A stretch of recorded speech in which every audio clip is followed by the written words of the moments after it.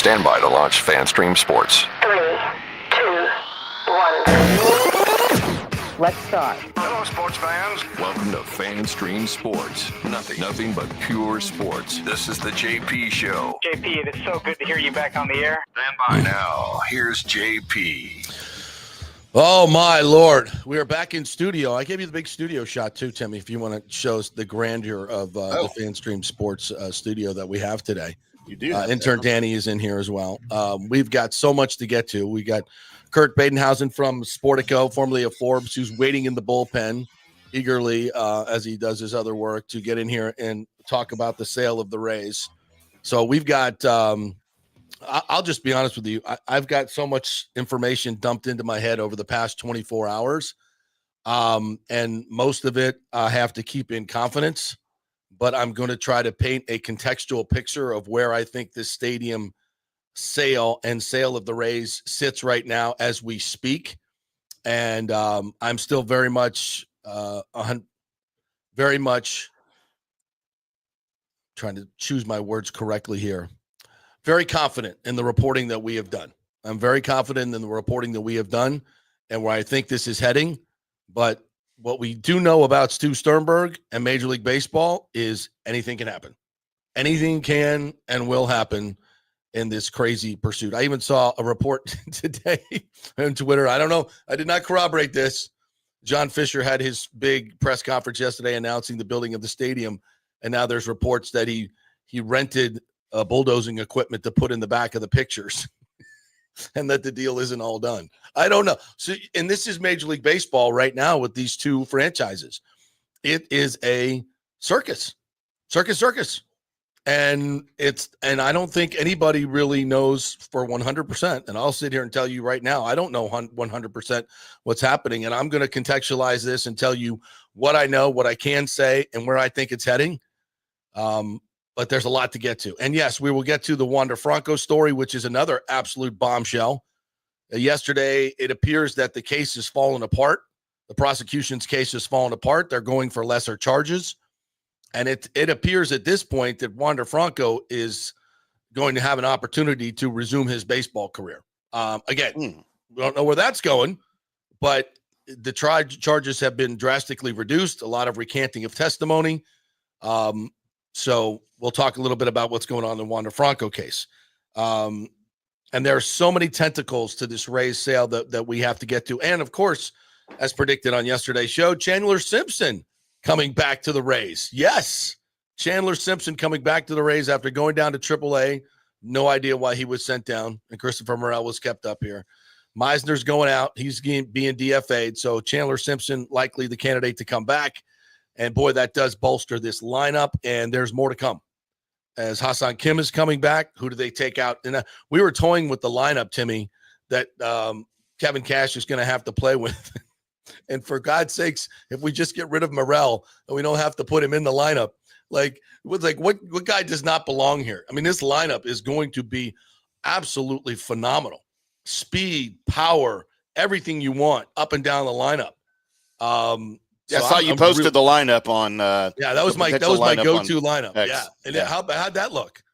That looked pretty powerful. Yeah. There's a lot of speed, a lot of contact, a lot of power in that lineup. There's a little bit of power, not a ton of power, but it's an explosive lineup that's going to circle the bases. That's what I see. And you know what I see? I see for a team that's just 2 games out of first place behind the Yankees right now. Mm-hmm. I see that along with the pitching that you've already had this season. I see that as a winner. Yeah. I think the Rays were plus 5,000 a couple weeks ago to win the AL East. I don't know what the numbers are now. I dropped a little cash on it. Then I got to go check the number, but I should have loaded up. I should have felt I saw this coming. But yeah, this Rays team is going to be, with the starting pitching, one of the best in the league. The relief pitching had the best ERA as of last week. So right now it's down to, depending on where you go, it's either plus 550, plus 600, or plus 475. Yeah. And last week it was plus 5,000, I think, if I'm not mistaken. It's crazy. Yeah. So, man, we got, there's a lot of great things going on with this team right now. And what's happening off the field, as good as what's going on the field, the best record in baseball since May 20th, I believe. What's going on off the field is book worthy. And yes, I'm going to do this documentary without question. And this chapter is going to be wild. It's going to be wild because here's what you got going on. All right. I'm going to try to just contextualize this. First of all, in the last 24 hours, I've spoken with two of the groups that are on the outside looking in at this point in terms of the letter of intent. And they are absolutely replete with the biggest names in Tampa Bay, the biggest businesses, the biggest names, the biggest money people in Tampa Bay.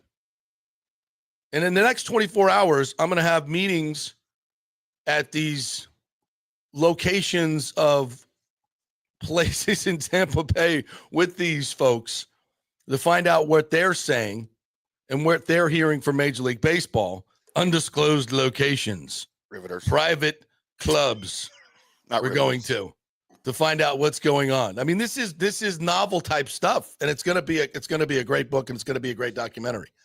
And then what's really developing here contextually is this continued battle between St. Petersburg and Tampa. Okay, in the next 24 hours or maybe in the next week, I don't know when it's going to hit, but the St. Pete Times is going to do a hit piece on Patrick Zalewski and Dreamfinders Homes. How do I know this? Well, a reporter by the name of Rebecca Leibson has been sniffing around in the Facebook group Dreamfinders Homes Horror Stories. Oh, no. Yeah. And I can tell you from firsthand knowledge that there's a lot of horror stories. And I'm not at liberty to go into them at this time, but you can. I'm not blowing the whistle on this because this is going to be a huge hit piece in the St. Pete Times coming on Zalewski. Number one, because he wants to build a stadium in Tampa, and the St. Pete Times is very desirous of keeping that stadium. I'm sorry, did I say St. Pete Times? That was a Freudian slip. My bad. The Tampa Bay Times. The Tampa Bay Times. My bad. Is very, as we've known for years by their reporting, that they want to keep this in St. Pete. Although they've acknowledged many times in their writings, to be fair, that Tampa would be a better location in terms of being accessible to the fans, more revenue in the long run, but that St. Pete is the place where the most upfront money can be received. And that's why Sternberg, after dogging St. Pete for years and years and saying it's not a major league city and coming up with the cockamamie Montreal St. Pete split city idea, had turned back to St. Pete because, whoa, you're going to give me $700 million of real estate for $50 million? Oh, okay. Well, let me take another look at that. Suddenly, this is a very major league city. Very major league. That's major league money right there. So now you have St. Pete and Tampa still battling for the rights to where we're going to build a stadium. Ken Welch, obviously the mayor who was screwed over by Stu Sternberg, and I warned him. I warned him up front. It was going to happen. Sorry, Mayor. A lot of work for nothing. Still wants to get this stadium done and feels a new ownership group gives him that opportunity to do so. Even though Chris Lotfula and people on the St. Pete City Council and Pinellas have said the old deal doesn't need to be revisited. It needs to be reworked tremendously. And if it's reworked into something that's actually workable for the city of St. Pete and Pinellas with all the issues that they have from storms, then it won't be as attractive to any new ownership group coming in. Because unless you're getting a boondoggle in St. Petersburg where you can make a ton of money on the real estate up front, you're going to lose your ass on the back end because it's a failed location. And that's why one of the reasons Stu Sternberg pulled out. So I know we're kind of going all over the place, but we're trying to connect the dots. So as I see this, and again, I am 100% confident in the reporting that we've done. I'm not backtracking on any of it. Patrick Zalewski and this group of Tampa Bay investors is the preferred group by Major League Baseball and have been for the past 3 months. They are replete with some of the biggest names in Tampa Bay and some of the most trusted people who can get the job done in terms of a stadium. You heard Ken Hagan come on here on Friday and say that, and he's reiterated to that me that privately since then. 100% confident that with this group that they can get the votes and get the deal done with their deep pockets to get a deal done in Tampa. So I'm not backing off that. That is what we're reporting. Now, since then, I've had 3 people call me and say, Zalewski doesn't have the money. This group doesn't have the money. They're trying to raise money still. They don't have the money. I'm not going to say those are not reliable sources. They're great people, but they also have, they have an agenda. They are a part of other groups that want to buy this team. So whether Zalewski has the money or he does not in his group, I think they do have the money.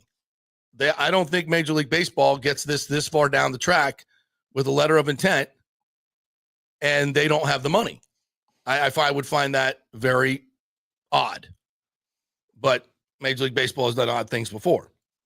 So, and I still believe 100%, and this has been confirmed by multiple sources, that Major League Baseball is running this in terms of pressuring Stu to sell the team. As Topkin put in his article last week, when Stu spoke to the employees on a Zoom call announcing, confirming the letter of intent, he was very frustrated. And I believe the word he used was somber and frustrated. If you were selling a team for $1.7 billion and has made, over $2 billion in profits with the sale of this, would you be somber and frustrated? I wouldn't be. I'd be doing freaking cartwheels. But the reason he's somber and frustrated because I think Major League Baseball is controlling this and saying, look, we're not going to let you have this car auction for the team. We're not going to and go on ad infinitum on and push back expansion. We're getting this done now. We have a group. They're paying you $300 million more than this team is worth. It's a great deal for you. So there's no way Stu Sturberg could come back and sue Major League Baseball and say, they forced me to sell this for under what it. No, that's not happening. And that's part of the reason that they're getting money over the value. And plus teams usually sell over the values, although Forbes has gotten right, and I think the last couple right on the sale price, but typically before that, it's been about 15 to 20% more. And I'll confirm that with Kurt when we speak to him. So yeah, the sale price is more than it's worth. He's clearly made hundreds of millions, if not $1 billion in profit while he's owned this team and taking money out. That's obvious. So he's getting a great deal. And Major League Baseball knows that Stu can't get a deal done in St. Pete. He can't get a deal done in Hillsborough. Nobody will trust him. And he's not moving the team. And let's be clear on this. If it was up to Stu, he'd move the team and take the biggest check he could get. Absolutely. So thank you to Major League Baseball for keeping it here. Thank you to Ken Hagan for working his ass off to try to get this stadium done in Tampa.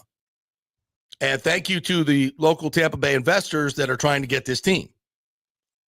Now, where this gets a little more complicated in the past 24 hours, since the letter of intent was announced, all these other groups are like, whoa, we've been told by Major League Baseball that we're the group and to be ready when the time comes.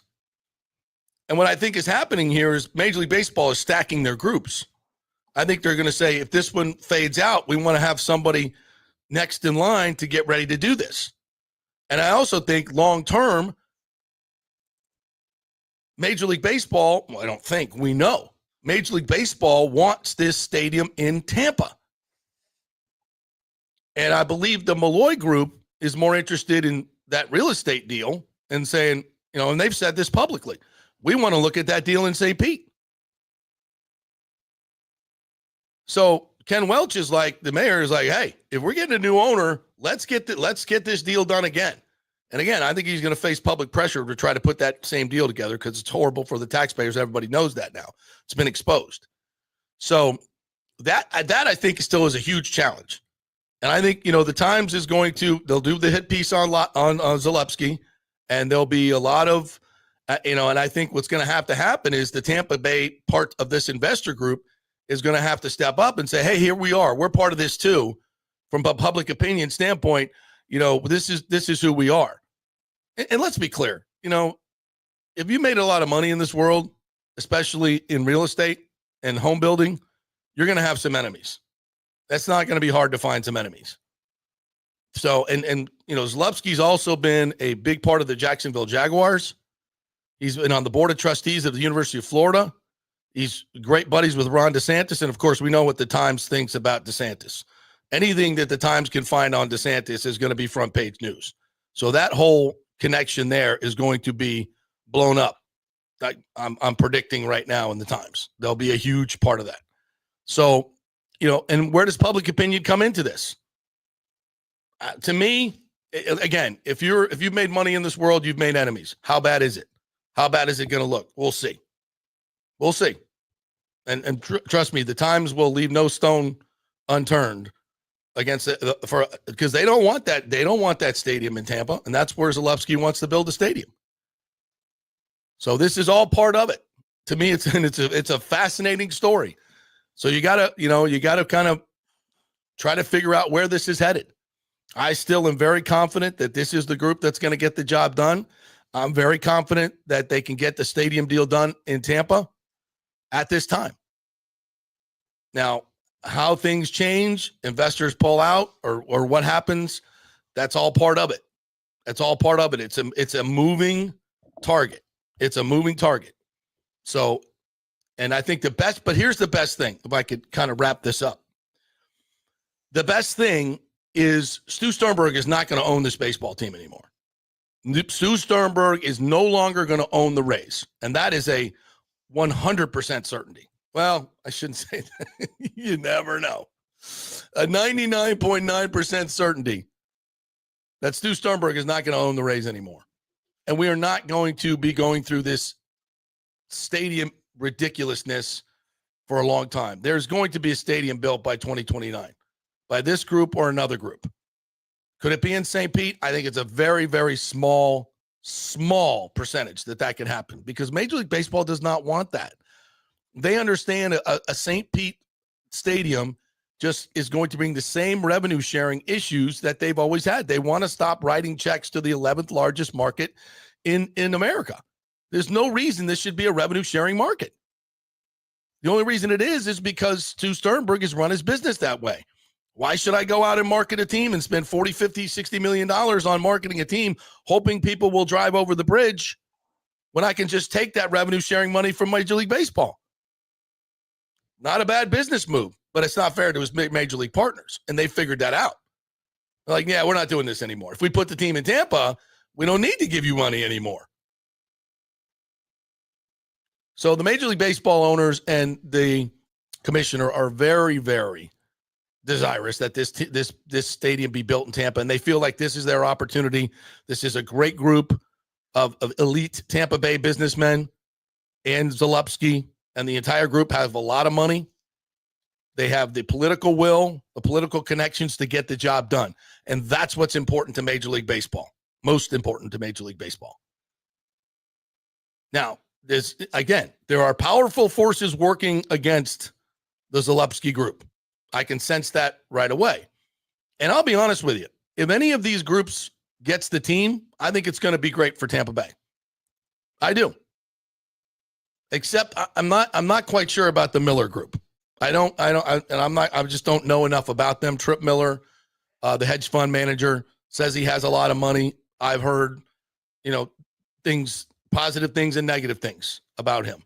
So again, the sourcing of where look at what the agenda is from the source that you're getting it. And I'll say that, whether it's the JP Peterson show or the Tampa Bay Times or wherever, you should always do that. Try to figure out, is there an agenda here? I don't have an agenda. My only agenda here has always been what's best for Tampa Bay baseball and what's best for the fans of Tampa Bay.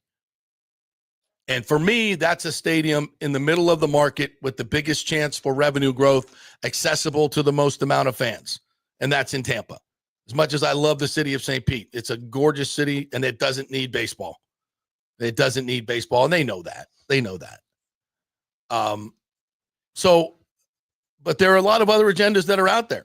And these are the most powerful people, the richest people, and a baseball team that has been a bit of a enigma for quite some time in this area.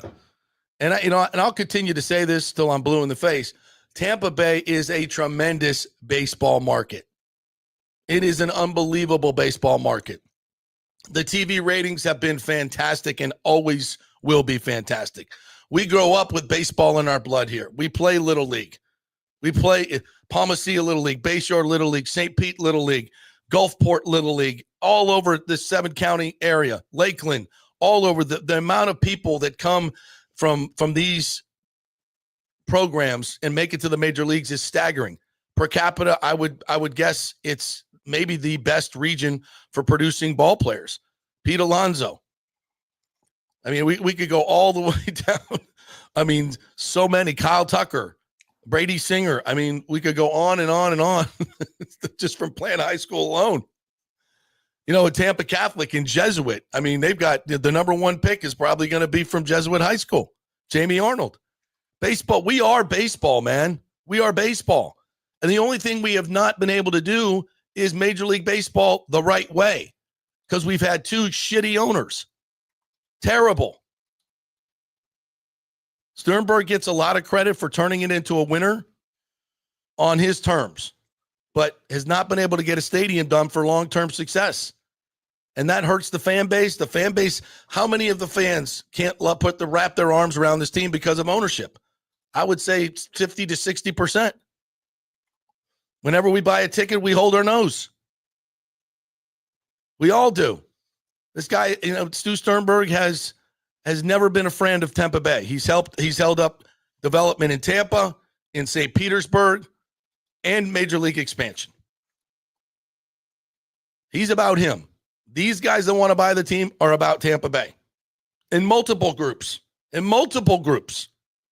So any of these groups that I think have a chance to buy this team, the Malloy group, the Zalupski group, and there may be another group that has a little bit more Tampa Bay roots than I'm aware of, but I'm going to find out today. And I think especially the first 2 groups are going to kill it in Tampa Bay. Kill it. And it's not going to be Stu Sternberg. So if you're a Rays fan, this is all good.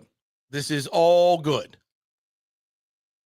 But how it goes down is going to be very, very interesting. And listen, I'm not here to make enemies. I'm just here to share as much as I can share with you guys. And a lot of the information I've been given is in confidence. So I'm trying to, walk a very, very tight line here. And I don't want to piss anybody off. But I also want to give you guys a feeling for what's going on out there as best I can. I don't have a crystal ball.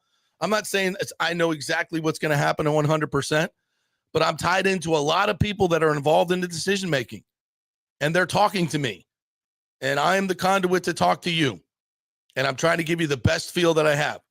And the best thing that I can say to you this morning is this is a very short timeline that Stu Sternberg will no longer own this team.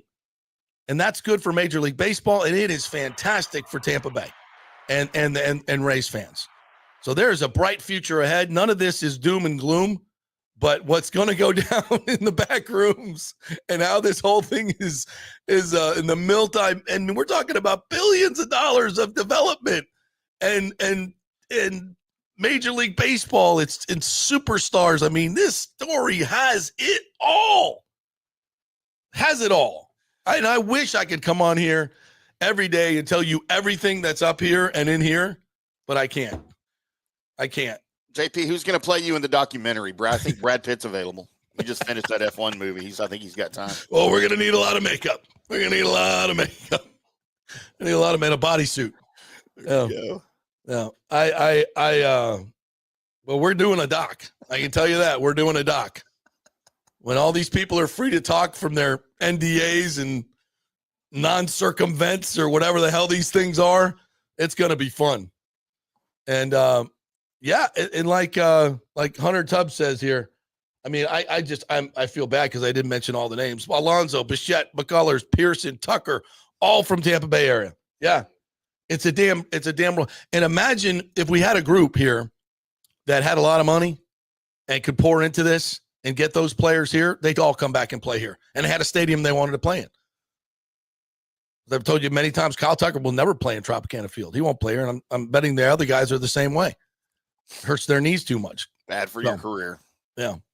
All right, so load up the comments, guys, and if you have questions, we're going to get to them, but we're going to take a quick break.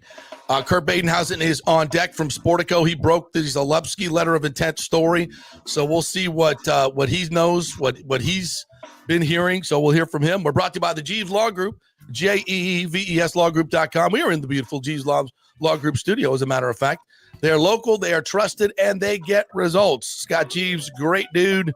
One of the great movers and shakers in this city, as we've been talking about a lot of these guys, and he will fight for you. So go to jeeveslawgroup.com, and if you're involved in an accident or have any legal questions, give him a call. And, of course, the great folks at onsiteconstructionfl.com. Onsite Construction is the name of the company.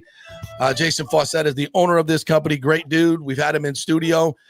Give him a call. Get a free consultation with him. He'll come up to your house, look at it, tell you about some of the things they can do in renovation, possibly adding on things probably you're not even thinking of that's available.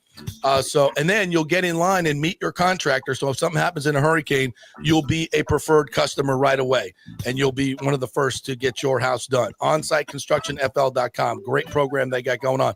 Quick break. Back with Kurt Badenhausen from Sportico next. Although it may seem tempting to go without health care insurance, the financial risk far outweighs the gain you may experience. For example, did you know if you simply broke your leg, it could cost you nearly $7,500? Put on top of that a hospital stay, you could be looking at $10,000 to $15,000. Ensuring that you don't go uncovered is so important, as according to CNBC, high medical bills are the highest contributing factor to why Americans end up taking money out of their retirement savings, or worse, find themselves filing bankruptcy. So go to don'tgouncovered.com or call 800-669-1505. Now, depending on your income, you can get plans for zero premium. Our experts will guide you through the process effortlessly. They will shop many plans and find the one that's right for you. I called and I have full health coverage through Florida Blue for zero monthly premium. It's a free call. So why go uncovered? It's a huge risk. Go to don'tgouncovered.com or call 800-669-1505. That's 800-669-1505. Spring means a time of renewal and Rays baseball, and the folks at Italiano Insurance want to welcome the Rays to Tampa and remind you it's time to renew those insurance policies with the now famous Italiano Insurance Checkup. Let the experienced and friendly agents shop your policy for the best price and coverage. Famous for saving me over $1,000 on our auto insurance last year and over $500 on our homeowners. Now that's a grand slam. Might as well get a double play by adding flood insurance and business insurance to your portfolio. Costs less than you think, and trust me, you do not want to risk your home or personal wealth. That's a big whiff. So step up to the plate and call 813-877-7799 and chat with the all-star agents at Italiano Insurance. 813-877-7799 or go to ItalianoInsurance.com. Go Rays! JP here for Riveters, our new official sports bar and grill of the JP Peterson Show. And just like our show, no BS, no corporate chain feel, just amazing, authentic folks serving great comfort food in a casual atmosphere at unheard of prices. Riveters is located just south of Raymond James and Steinbrenner Field on Dale Mabry, walking distance to the park, so free parking, great place for pregame and postgame. Let's talk about fresh food. Nothing is frozen. Burgers, wings, prime rib, roasted fresh daily, never frozen. That makes a huge difference. The mahi, the salmon, also super fresh. All our sauces are original recipes made in-house. Our Warhawk chili and fully loaded potato soup is made fresh in-house. It's the best food anywhere, served by people who actually care. Riveters on Dale Mabry, just north of 275, just south of where the Bucs and Rays play. We'll see you there. Are you looking to renovate your home, rebuild after the hurricanes, or build your dream home from scratch? Well, let me tell you about my friend Jason Fawcett and On-Site Construction. They have over 1,450 satisfied clients, 25 years of experience, over 500 designs, and a talented team of over 40 construction professionals. They believe building something exceptional begins by truly focusing on all the details, even the smallest ones. We understand that construction can be a daunting process, and we're here to make it as smooth and stress-free as possible. Quality is non-negotiable at On-Site Construction. We use the finest materials, employ the most skilled tradespeople, and adhere to the highest industry standards to deliver a product we're proud of and that you're going to love. Our project management is meticulous with a focus on completing projects on time and on budget. Your happiness is our primary driver. So give us a call at 813-579-5789 or check out our incredible website at onsiteconstructionfl.com. Let's go. Right now, back to the show on FanStream Sports. All right, welcome back to the JP Peterson Show, brought to you by those great folks at Riveters. Head on over there before or after the Rays games. Enjoy a fantastic fresh meal, fresh cooked stuff. The burgers are fantastic. The wings are amazing. The happy hour is fantastic for us blue-collar people. $3 drafts, $5 wells. Yeah, that's the old days, right? Head on over to Riveters. Great staff, great food, great atmosphere, everything you want at a sports bar. Riveters, just north of 275, just south of the Stein and AJ. All right, much awaited interview as we bring in Kirk Badenhausen from Sportico, also worked for Forbes for many years. He is a sports business reporter. He is the man who broke the story on Patrick Zalewski being the lead investor and having a letter of intent to buy the Rays. Good morning to you, Kurt. Thanks so much for joining us. How are you? Good morning. I'm doing well, JP. How you doing today?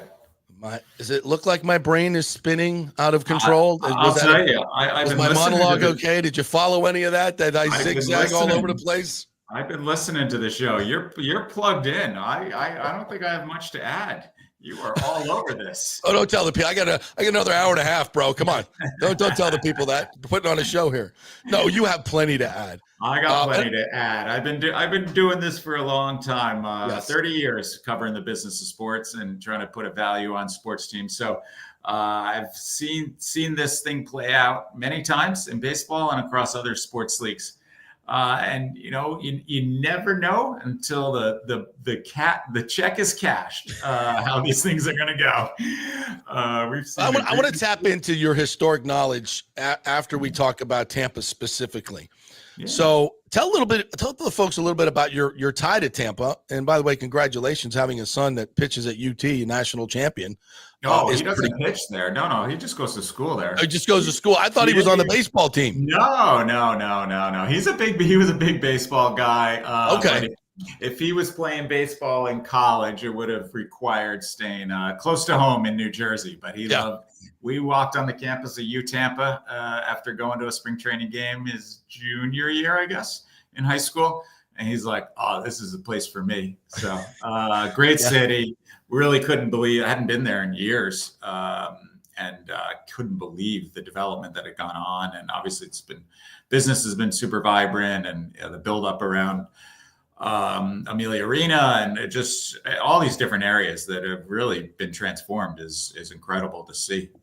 So spent a lot of time in Tampa over the last 12 months.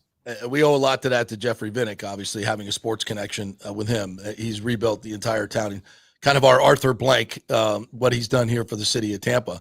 So I'm guessing maybe through the context and the time you spent here, you got this story. Tell us a little bit how you got the story, the background. Yeah, well, we can't reveal sources. I know that part. I can't. No, this is listen. This is what we do at Sportico. We figure out what's going on in all these places, and again, I've been covering the business of sports for 30 years, and I've built up some connections over the year. And my colleague and boss, Scott Soshnick, who I did the story with, was at Bloomberg for 25 years, and knows more people in the sports business industry than I would argue just about any other journalist on the planet. And so, we'd been talking to people, and listen, the Rays stories is something we've been thinking about for 10 years now. Whether we were doing our MLB team valuations and what teams like the Rays are worth, because it's a tricky team to figure out what they're worth, because they're worth one thing if they're playing in St. Pete or in a minor league baseball stadium. They're worth a much different number if there's a path towards a stadium, financing secured for a stadium. And so that's often how we're thinking about it. But listen, Stu has been down this road before. So there's a lot of people that have shown interest in the Rays. You have bankers, lawyers, investors. People have been talking about the Rays and poking around the Rays for a long time. So When you think about Major League Baseball teams and who's going to sell next, the Rays are at the top of the list. So it's one of those franchises that people talk about a lot. And so we got tipped off that something was a little further along than maybe some of the more recent deals that Stu had looked at. Did some digging, found a couple more sources, and discovered that this letter of intent had been signed last week. The Rays subsequently put out a statement and confirmed some of the reporting that we had in there in terms of LP investors like Bill Cosgrove, and that there was an LOI, which again, as I'm sure you've talked about over the last few days, is not a purchase agreement. That's right. Absolutely not. It has every LOI has an expiration date, but very easily can be extended with the stroke of a pen and write a new date on that. You don't sign an LOI if you're not serious about negotiating with a party, with another party. And so, but again, there are obviously other interested bidders in this. Mm-hmm. My experience historically in sports team purchases is that the teams that are coming out, the groups that are coming out screaming the loudest, saying we're bidding this, we want this, they're usually not the bidders that end up with the franchise. That's right. That said, the Miller Group seems like a strong group. There are other groups out there. Malloy Group, has been public talking about wanting this franchise, and they seem to have substantial resources to do this. So one of them very well could end up with this team, particularly if things fall apart with the current negotiations with the Zalipsky Group. So, but it's wild times. But I think I think the takeaway here, and you brought this up earlier, is I think a deal is going to get done. Yeah. For the same, I'd be shocked if Stu Sternberg still owned this franchise in 6 months. You have three serious parties here. If one of them turns out to be not fully funded, undercapitalized, again, we see this a lot where bidders step up and they can't raise money. I mean, when you go back to the Celtics deal, so $6 billion, they didn't have all the money when they did the deal. Now, they were very confident that they could raise the money, and ultimately they raised the money and then some. People were clamoring once they found out that I could get in on the Celtics. Yeah. So, it's banging down the door. I went in on this. So it's not crazy that somebody's negotiating and doesn't necessarily have $1.7 billion in the bank or whatever the funding is. You can close that gap with debt and a lot of other ways. Again, you don't necessarily want to load up the Rays with a ton of debt because they've also got a stadium, which is also going to require some debt financing. But so Major League Baseball, they desperately want this. They want to strike this off their to-do list because it's been at the top along with the A's for a decade. And this deal needs to get done. The A's deal needs to get done. Yeah. Where they open, where they're in Las Vegas playing a game, because Major League Baseball wants to move on to expansion, and they can't do it until these two franchises are on firmer ground. Great stuff there. And I guess my first query is, what do you know about the Zalipsky Group, Cosgrove, Ken Babby? What do you know about those guys? I guess those are the ones that were named in the story. Yeah. Do they seem solid enough that they can get this done? What are your thoughts? I mean, again, those are the three people that we found in our reporting. They are the three names that Tampa Bay Rays named in their statement later in the day. My understanding is there are other investors as part of the group that we haven't figured out their names, and the Rays weren't ready to out anyone new that we hadn't already named as LPs waiting in the wings to help fund it. Yeah. But that is what we've been led to believe, that there are other investors there with cash to put into this deal.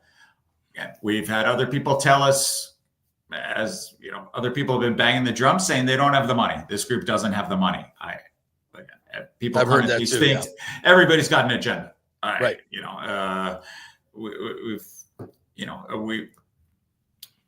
it's hard. It's just hard to know for sure. Obviously, he's a billionaire. Forbes tags him as a billionaire, $1.4 billion. A lot of that is tied up in company stock, but there's ways you can use that to free up cash to put into it. But it's again, he's not someone that can write the whole check. So that's one of the Waltons comes in, is buying the Denver Broncos. You're like, okay, we're good. Exactly. The Adelsons want to buy the Dallas Mavericks. We're good. They just write the check. There's none of this. But this is how sports deals are done in a lot of ways these days. I mean, Josh Harris is a super rich guy.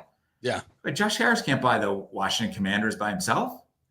So he raised a ton of money. He got a lot of people come in, and Josh Harris owned 30% of the team. Yeah, and that's what this is going to be. This will be. In Major League Baseball, I think they want 30%, right? The lead dog to have 30% of the money and write the big check. Ideally. I mean, the NFL requires 30%. Major League Baseball, NBA are both don't require that big a stake for the general partner. Do they have a requirement? Do they have a percentage requirement? Oh gosh, I knew you were going to ask me that. I think Stu did 25%. I think he had 50 million of the 200. Yeah, originally. That sounds about. It's I have it written down somewhere. It's something like 20%. NBA, I can tell you, is only 15. Wow. So and that's basically what Ginny Buss is going to do with the Lakers. I mean, she's going to have her 15% for a little while so that she can maintain her role as the general partner of the club for a couple of years. And then eventually, the Walter Group will take over that. You pay $10 billion, so you kind of want to, as what Bill Parcells said, if you're going to cook the dinner, you want to shop for the groceries too, or vice versa. Yeah, absolutely. In your talking with Kurt Badenhausen at KBADENHAUSEN, Badenhausen on Twitter. Great follow. Make sure you follow him. So in typical, you've seen a lot of these deals go down. At least the recent sale of the Orioles, this is the most recent baseball team. I know the Twins are for sale. They have a lot of debt, so that's kind of holding that up. Typically, the first letter of intent, does that go through? Or what has been your experience? And maybe all different sports teams that you've seen sold. Does that first letter of intent usually go through, or is it just? I think once you reach, again, I hate to equate the Rays to other situations because the Orioles was a very clean process. There's discussions that go on, and again, Stu Sternberg's history. I hate to equate this deal like, oh, this is what typically happens in a deal, so this is what's going to happen in Tampa. But I think, again, letter of intent is a first step, and then traditionally, I would say, you move on to a purchase agreement, and everybody, the lawyers strike, red pen everything, and you do a deal, and then you wire the money. I mean, so that's the traditional path how these things go down. What Major League Baseball is fascinating right now because you brought up the Orioles. That's the only team sale since 2020 when Steve Cohen bought the Mets. Yeah, I guess that. Right. So that's 5 years. One team has been sold. You had the Nationals go on the market, got pulled off. California, excuse me, I'm dating myself. Los Angeles Angels of Anaheim went on the market, got pulled off. The Twins went on the market last year. And again, I think are making progress towards a deal, but it didn't quite come as quick as maybe anticipated. We're in month 9, I think, of that deal. So baseball has great value. The investors see great value in baseball right now, but there's a couple speed bumps that are ahead. CBA is a problem. Absolutely. Potential lockout. There's a lot of tough talk, which again, there's always tough talk on CBAs this far in advance. But this seems a little tougher than usual. You've got definitely a group of hardline owners that are like, we want a lockout. We want salary cap, and players, it's the third rail for them. They don't want it. they don't want lockout. They don't want salary cap. So you can see a lockout there. And then the broadcast agreements, big market, small market, Bally Sports, now Main Street. They've given up deals. Teams have been forced to take haircuts on their local deals. Deals have been shortened. It's only created more disparity when you think about the local media side between behemoths, Yankees, Dodgers. Now, revenue sharing does make up a lot of that because as your revenues shrink, you get a bigger check from the league. So, but some of the big market clubs are like, this is crazy. I mean, the Dodgers wrote $150 million check last year in revenue share. A lot of that went to the Rays. And a lot of it went to the Rays. Yeah, the Rays. You know how much revenue sharing I've been is told now? I've been told 60-ish million. And then what's the central fund? Maybe up a little bit. How much does each team get in central fund? Well, the central fund, depending how you want to calculate it. So we typically look at gross revenue when we think about the central fund. Right. So from the central fund, you're talking about $100 million roughly to each team, going to each team. Now, there are expenses that lop money out of that deal. You have to pay for the league office to run. You have to pay for umpires. Major League Baseball pays for benefits. Mm-hmm. So there are a lot of expense items that MLB is taking care of that the teams don't have to do. So no teams are not getting $100 million check from the central fund. They get basically the net amount after all those league expenses are covered. So we've traditionally thought about it and the revenues that we publish when we do our valuations. We look at gross revenue, just for one, to make it kind of apples to apples with the different sports leagues, because every sports league treats it differently. Some leagues cover certain one amount, some of those expenses, others teams have to write a check, and so that's how we've traditionally looked at it. And for the Rays, you guys have had them, I think Forbes has had them at 1.3. Sportico, I think, has them at what, 1.45? I think we had them at 1.35. I think Forbes was 1.25. Okay. Down at the bottom. But the Rays are a tricky one to value, as we talked about before. Yeah. We value them what they're worth in their current situation. If someone's to buy it and has a stadium plan lined up, they're worth a lot more than 1.35. I mean, Tampa's we started this. Tampa's a great market, and a lot of opportunity, and that's why so many people have been looking at the Rays over the years and have been talking to Sternberg, because there is that potential there. But building stadiums is hard. I don't care if you're Tampa, big city, small city, medium-sized city. I don't know. They seem to get it done in Texas really easy, and other places. They seem to get it done. This saga that we've been under, I think I've been saying it for many, many years. It's not Tampa, it's not St. Pete, it's Stu Sternberg. And everybody now has finally come around to realizing that, including Major League Baseball. And this will be my last question for you. Do you get a sense MLB is driving this and not Stu Sternberg? Because that's what I've been told. If it were left up for Stu, I think, as you said, this would go on forever. But I think they've had enough. And it's like, you can't get a deal done here. And Manfred's basically said this publicly. He's threatened their revenue sharing, which I think is unprecedented. I've never seen the Major League Baseball do that to an owner. Well, they did to their A's base. Well, I mean, maybe not threatens the wrong word, but I mean, this is what he's done with the Rays is a different level, I should say, than what happened with the A's.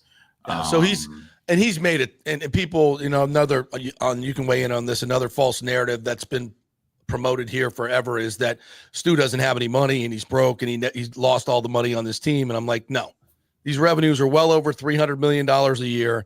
His payrolls have been consistently around 70.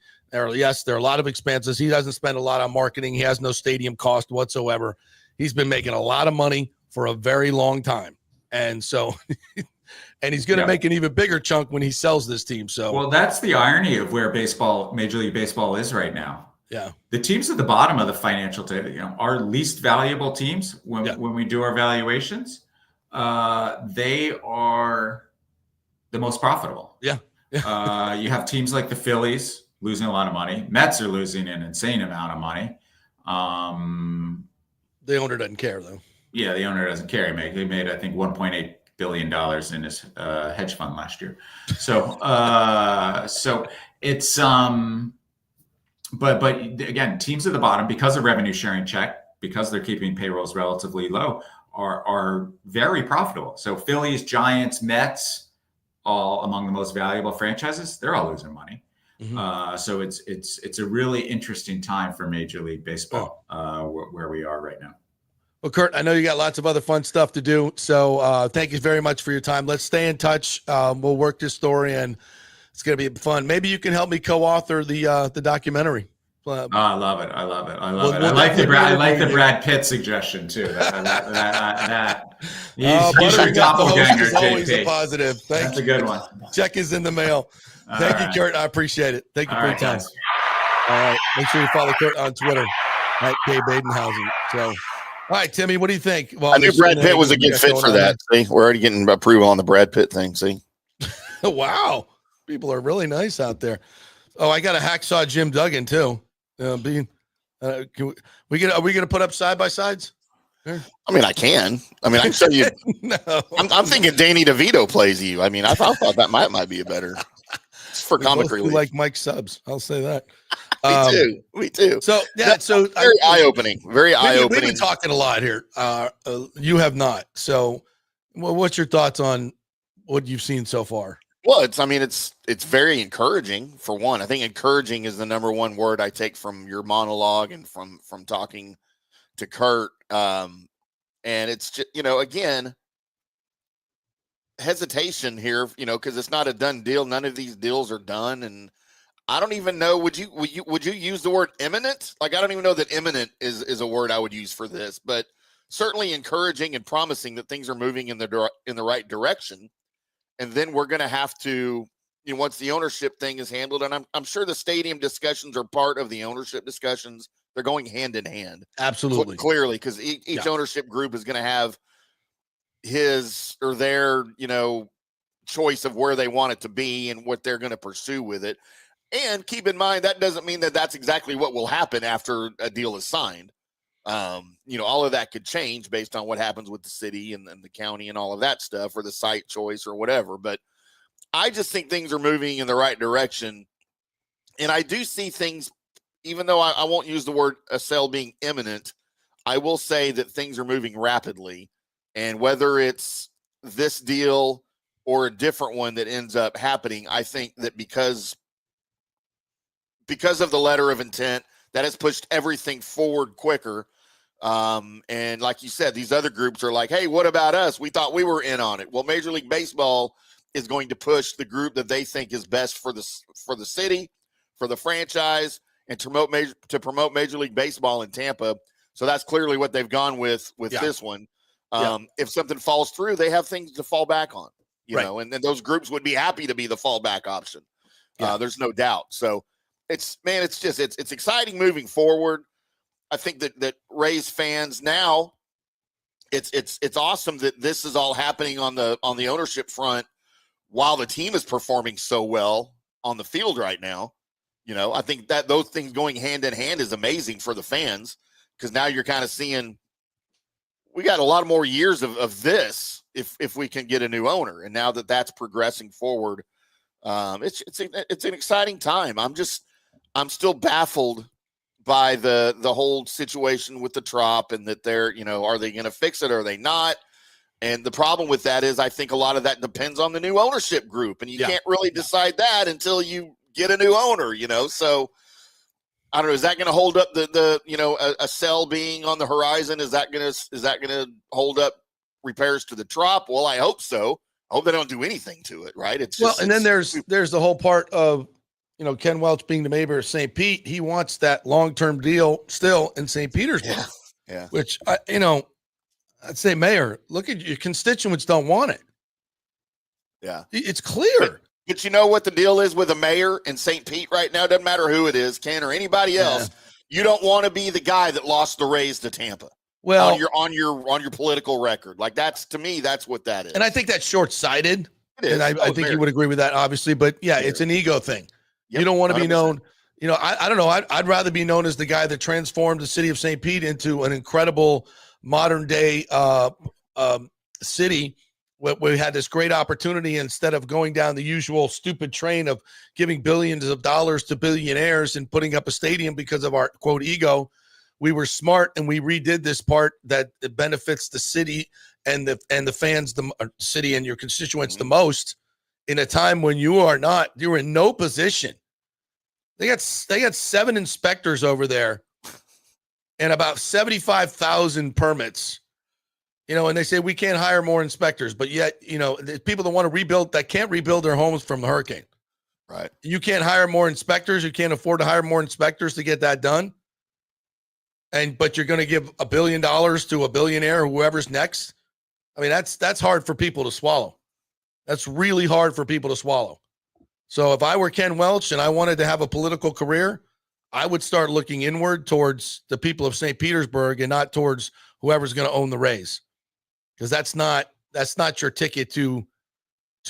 I still think he has a chance to recover and do something great with that piece of property.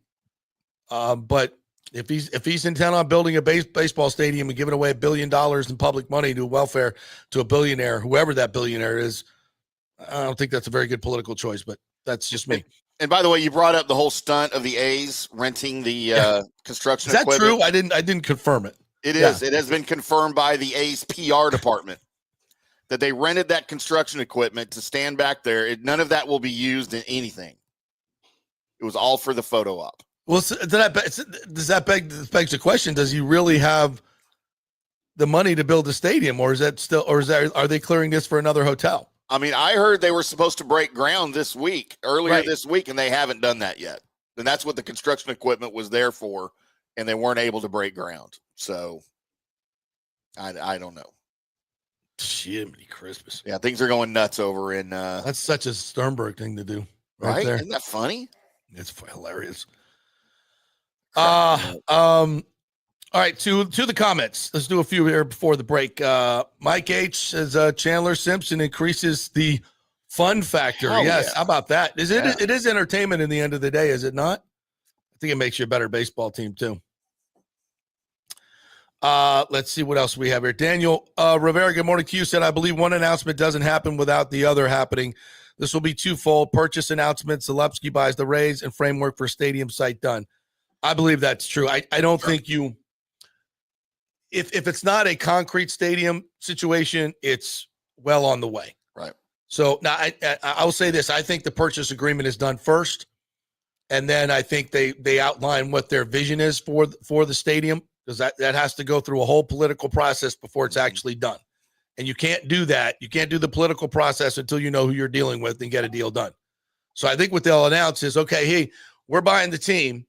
Now, our plan is to build here in Tampa, or these are the 3 sites that we're looking at, and we're going to try to figure out the deal. I think they'll probably have already identified a site myself, but I think it is going to be kind of a twofold process. I think they're going to say I don't think they're going to say, all right, we're going to look at St. Pete and Tampa, and we're about the Rays. I don't think that's going to be part of it. Could be, but I think it's going to be, we're buying it, and this is where we're building. That's where Major League Baseball wants the stadium, and that's the only reason. I mean,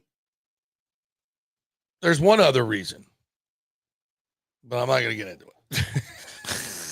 Oh God, that it should be in St. Pete. We're not going to get into that until I can confirm. B says Daniel will be a framework of a framework of a framework, which means 2050. As much as I'd rather to discredit you, history says, hey, no. See, when Stu is removed, it's not going to be that impediment. I've said this forever. It's not our fault. It's his fault. Right. We can build stadiums. We're building an on-campus stadium at USF. Ground has been broken. Daryl Shaw is going to build a soccer stadium if he can't get baseball on those grounds. So we can build stadiums. We just can't, Stu Sternberg can't build stadiums. We built Ray J, one of the greatest profit centers for $200 million. And we've had, 3 Super Bowls? Pretty good deal. And we kept our NFL team. I'd say that's pretty good ROI. Daniel Rivera says there are 3 stadium site finalists, in my opinion. Ybor may be revisiting the 2018 site that Stu walked away from. Fairgrounds, which in my opinion is the favorite due to Zalewski ties to the governor, and the Sombrero footprint. I'm less and less inclined to say the Sombrero footprint, but I think Ybor. I think Ybor is the leader.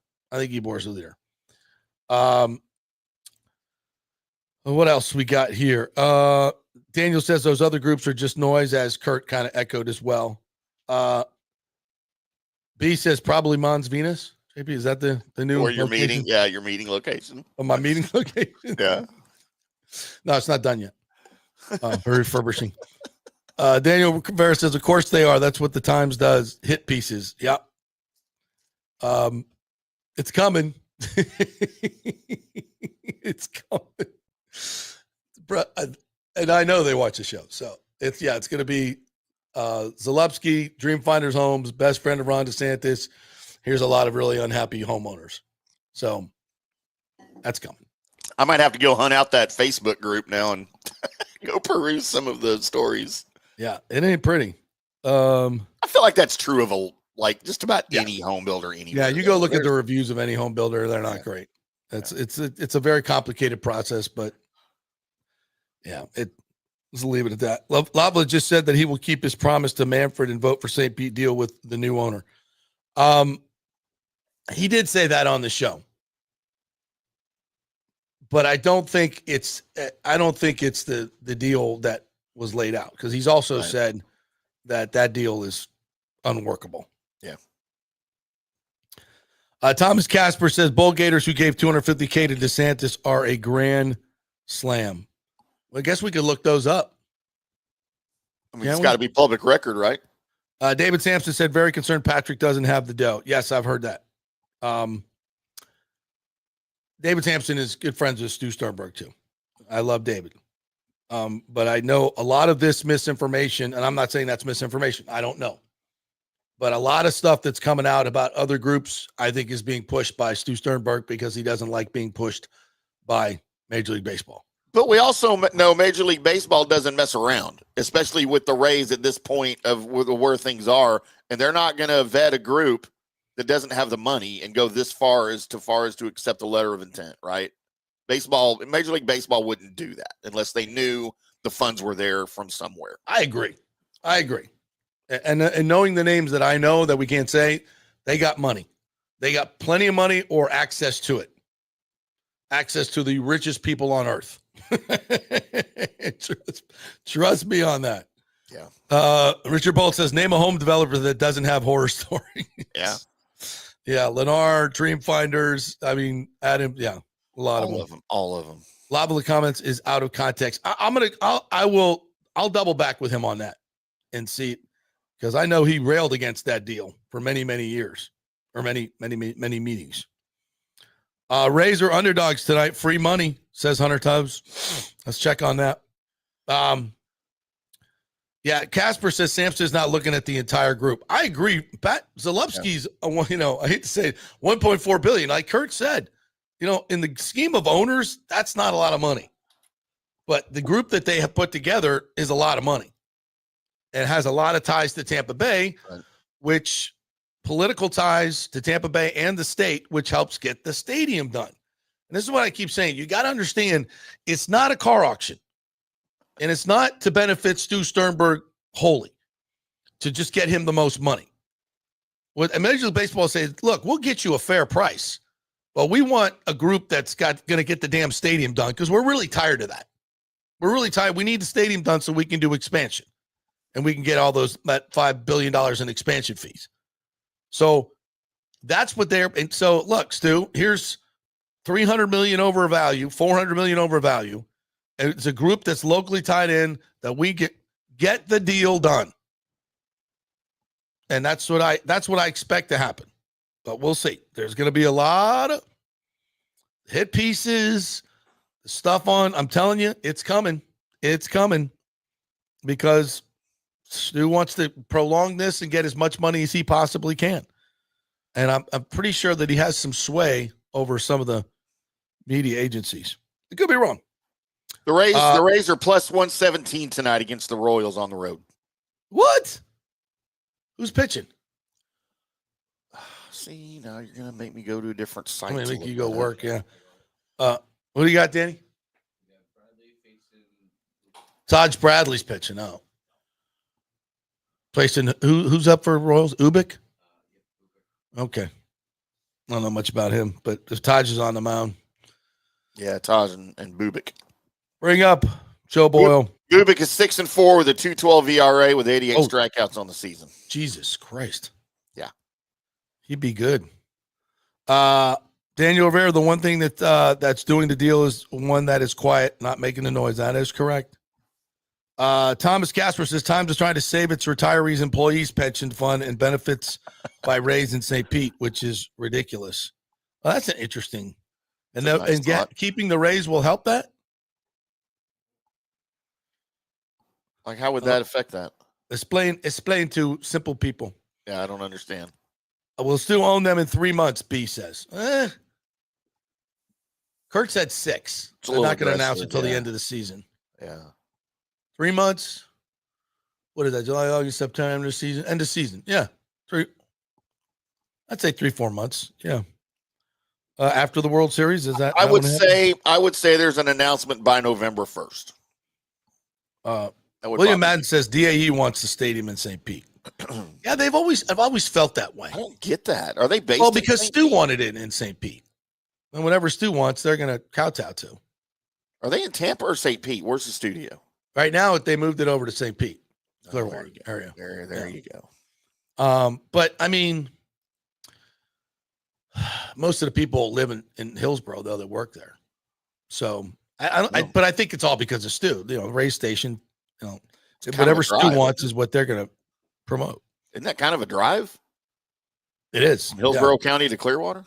Yeah, but they like their jobs. Keep their jobs. Jeremy said Stu could be putting dirt out on his own potential buyers just to sabotage deals. I think you might be onto something there, Jeremy. I think you might be onto something. I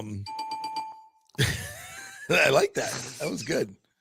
When Thomas Casper says, when will St. Pete NAACP whip out the historic gas plant attack for non-existent promises? Been waiting for that, Thomas. Can we queue up all the great things that were said about the gas plant and what was going to happen there by Stu Sternberg and the Rays that they reneged on? Somebody at a television station, can we get those comments? So we used to call rack that. Let's re-rack those comments. I'd like to see that, how that would play out. Scott Razik says prosecutors are pushing for a 5-year sentence for Wander Franco. Vegas broke ground yesterday for the new stadium for the Athletics. Did they break ground? Did they actually break the ground? Not unless it was just a shovel in the dirt, because they didn't use any of that machinery. We know that. Yeah. He wanted to get his deposit back on the rentals. DNA says, good morning, JP, the best sports insider, Tampa Bay by 1,000,000 miles. Oh, wow. Also went and saw the Tigers and Rays on Saturday at Steinbrenner Field. Now I have an idea of what it feels like to be cremated.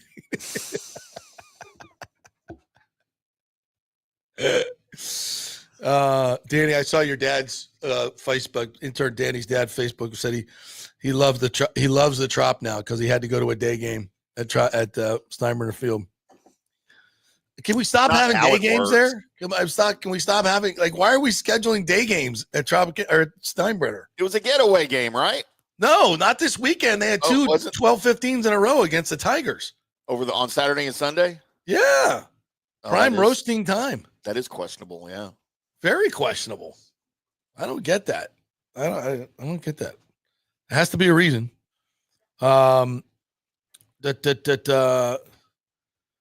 Douglas Batista. Good morning to you, Doug. Been in private equity business for 15 years. This sounds similar to PE company sales. They're always a lead horse, but seller keeps others buyers to the end, drives up the money and backup just in case. Oh, okay. Yeah, so this is standard operating procedure, basically. But it's so much more fun. Yes, we are meandering. It's so much more fun, though, when it's just like this. If you're writing a screenplay, this is what you would have all these elements. Might need a murder or two, though. That could be coming. I joke. Or do I? I don't know. No, we're not doing that. I don't think. Daniel Vera says, tragic news this weekend. Chandler Jones was killed as he was struck by a driver on SUV early Saturday morning. Yeah, that is just awful. Awful. That's the wide receiver Chandler Jones, right? Not the defensive end Chandler Jones. I don't know. Receiver. Yeah. Thomas Casper says the mayor thinks baseball broke promises to St. Pete, which is totally false. Well, I mean, they did break promises. Did they not? The whole damn deal was a promise. They signed the deal and then they broke it. Yeah, it is the wide receiver Chandler Jones. Okay.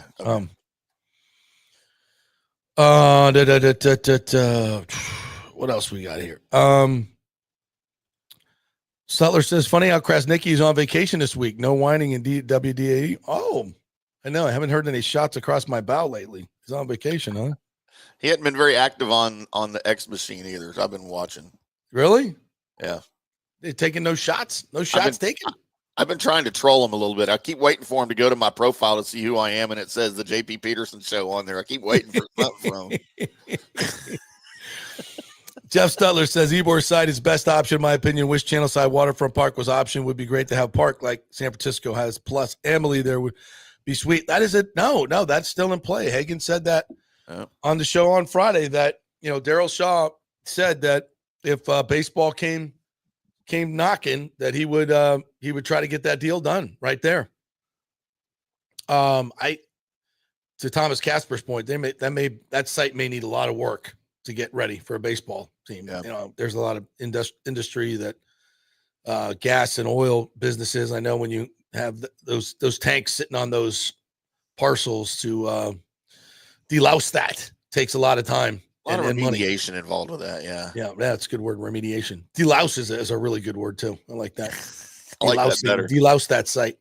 I like that better. All right. So that's that. We're going to talk about, you want to talk about some other fun stuff? Chandler Simpson coming up. Yeah. Possible lineups for the Rays moving forward. Hassan Kim coming back.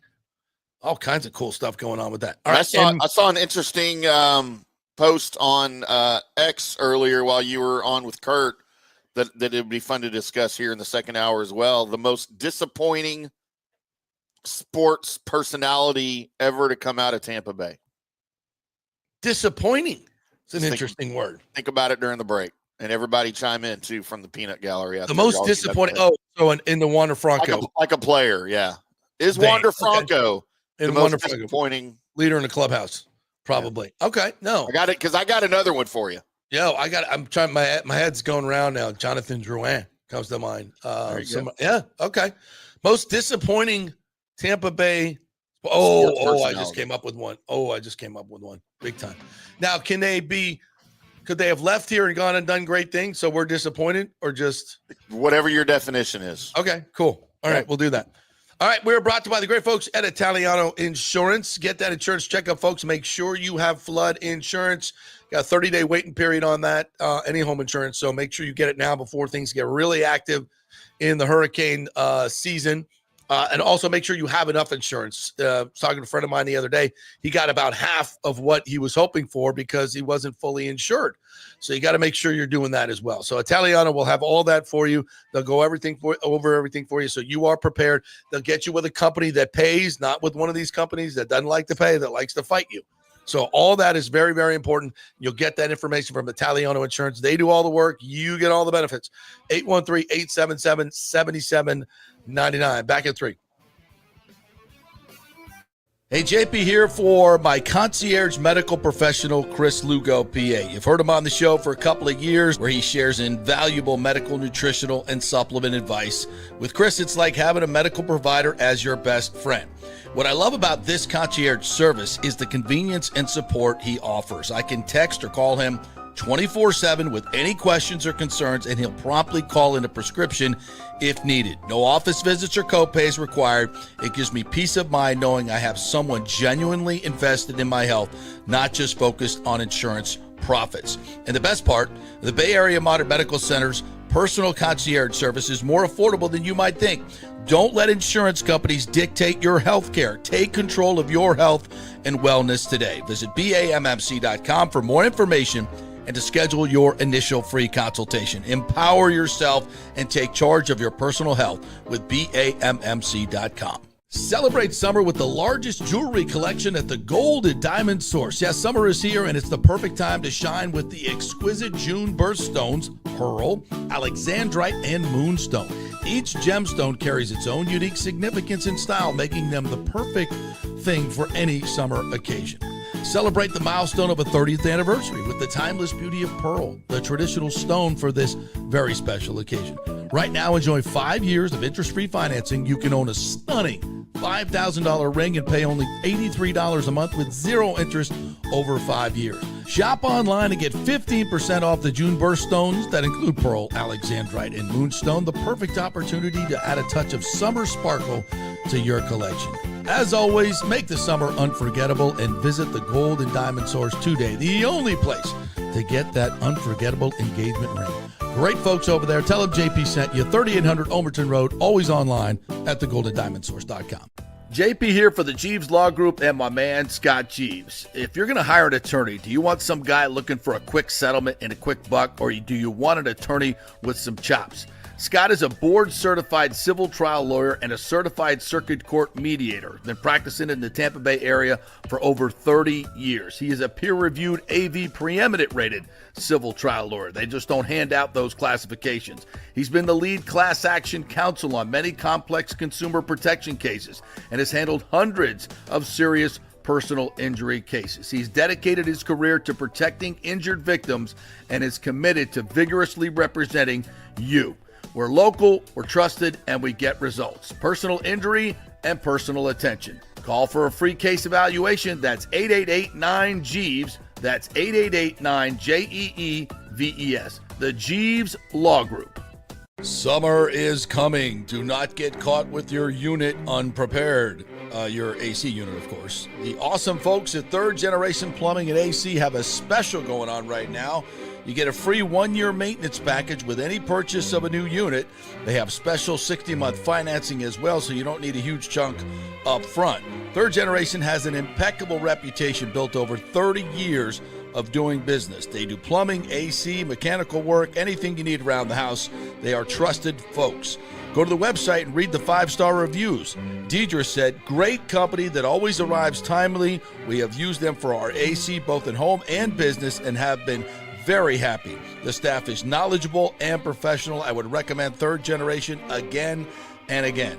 So give Third Generation a call at 813-961-8024 or go to thirdgenerationplumbing.com. Ciao, Paolo Tini here, owner of Caffè Paradiso, voted number 3 People's Choice Award on Open Table. I want to thank all our loyal family of customers that have been enjoying our great traditional Italian dishes we make from scratch every day. It's a great family story we're proud of. Our family moved from Rimini, Italy in 1984. My dad, Caesar, started Donatello, and that's where I got the start in the restaurant business. I started Caffè Paradiso on South McDill in 1995, and we've been there ever since. From our traditional ossobuco, a veal slow roast for 4 hours, to our daily fresh catch, the Gruppo Paradiso, with a piccata sauce and lobster claw meat, homemade pasta like lasagna, farfalle salchicha, which is a bow tie pasta homemade with fresh sausage. Hold on a minute, JP's favorite. I love it. So come and have a glass of wine with me on South McDill. Get a reservation on Open Table and see all our 5-star reviews. Ciao, see you soon at Paradiso. Let's go. Right now, back to the show on FanStream Sports. All right, welcome back to the JP Peterson Show, brought to you by the great folks at the Gold and Diamond Source. If you're going to get engaged, there's no better place to go. They have the best selection. They have the best prices. They have the best real diamonds. Do not get a fake diamond. That is not cool. You do not want to start your relationship with a fake diamond, boys. Do not make that mistake. Don't be like me. Yeah, don't do that. Don't do that. Do as he said. Do as I say, not as he did. Listen up, kids. He's living proof of what not to do. So bad. It's the Golden Diamond Source. Great folks over there. They will not try to force you into something that you can't enforce. 0% financing for 5 years, so you can get a $5,000 diamond for just $83 a month. So great folks over there. Great selection, great everything. It's the Gold and Diamond Source, 3800 Almerton Road, and always online at goldendiamond.com. JP, I had an incredible conversation with one of my broadcast heroes on Friday. Really? Who's that? So, I went to Thursday and Friday. I went to the KPMG Women's PGA. Yes, you went to Stock the Lady Golfers. Yes. Just across the street over here. Yes. And by the way, I don't know if you watched any of that on TV. They were having 30, 40 mile an hour wind gusts I did see a little bit during the that. tournament. I saw Yeah, some I'm cops there literally- that I thought was for the restraining order. Was that part of it? Wasn't part of it. Okay. I'm literally a stone's throw from that golf course, and I didn't get any wind at my house. It is insane how much going across the highway, the weather changes on the golf course. It's a wide Speaking of open weather golf. phenomenons, did you see what happened in Lake Tahoe this weekend? Yeah, What the F was that? that's weird Lake Tahoe stuff right there. They had like a 10-foot waves, crashed all these boats into houses. Yeah, Like roadway. a hailstorm and snowstorm, like hurricane force wind. Yeah. And they said it came out of nowhere. Yeah, Like it wasn't even like it didn't form someplace and it just like popped up. it's aliens. Like somebody was like, this was not weather, it was an attack. I'm like, what kind of attack was this? Like anyway. So I made my way over to the Golf Channel tent, of course, as I have to do, right? Right. Because I don't know if you noticed or you watched any of the coverage, but the great Grant Boone was on the call from the tent.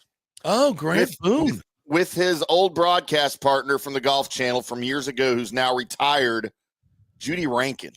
As Judy Rankin came out, Judy Rankin? Yes, the PGA called Grant and said, "Hey, would you mind coming on and doing coverage for us?" He says, "I will come on one condition, that Judy comes with me." So they all reached out to Judy to come out of retirement, and sure enough, she did. So I sat there and I had a really good conversation with Grant and Judy there in the broadcast tent on the set, and found something out about Grant. I've followed Grant, college basketball, everything he's ever done. I'm a huge fan of Grant. I've followed him for years. His last name, Boone, Grant Boone. Did you know that he is the nephew of Pat Boone? I did not know that. No, I did not know that. The entertainer I Pat thought you were gonna Boone. say Daniel Boone, but That is his. I don't know if we know anybody connected to him, but anyway, had a coonskin hat. dude, he is the nephew of Pat Boone. Like, I had no idea. I was like, holy crap. Wow, I did not know that. Can he sing? I don't know. I didn't ask. He does have a Probably very does. Yeah, with those pipes. Yeah, with those pipes, man. I bet he could. He's got a very soothing voice, but it was kind of cool to get to talk to him finally, and I beat him to death with golf talk, of course, as I often do, and he was more than That's happy cool. to oblige. And Sometimes they say you don't want to meet your heroes, but in this case, it was good. Judy was a sweetheart. Oh, I can only imagine. Drinking her wine on the set. Oh yeah, baby. Yeah, she strikes me that.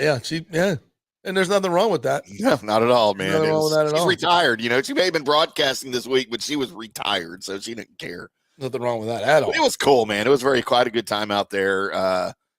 Who won? Johnny's future ex-wife, Minji Lee, She ends won. up taking it. Yeah, You say hi to Nelly for me. I waved at her a couple of times, and she just kind of gave me the Heisman every time. And she that's saw me. when the cops came. Okay, Yeah, that's now when the it's all cops were making sense. observing. I wasn't allowed to get too close to Nelly. Gotcha. So this in the break, I'm like, this is the most disappointing athlete. I'm Yes. like, oh, let's just go to the history of Tampa Bay Bucs drafts. Okay. And this is where the Bucs got their reputation. In back-to-back years, they drafted Bo Jackson in 1985 with the first overall pick. After the owner screwed him over, made him ineligible in college by flying him to Tampa and then screwing him over, and he still picked him. And he said, "Yeah, I'm never playing for you." Right. Oh, Bo Jackson, the disappointment in like, oh my God, we could have had Bo Jackson. Yeah, no, we couldn't. Okay. Disappointing scenario for sure. Yeah. And the next year, we draft the number 1 overall pick, Vinny Testaverde, who, by the way, is It can't be a disappointment though, right? as a Buccaneers quarterback, he was. But that was more about the team around him than it was Vinny Testaverde. And the fact that he was colorblind, which is interesting. Right.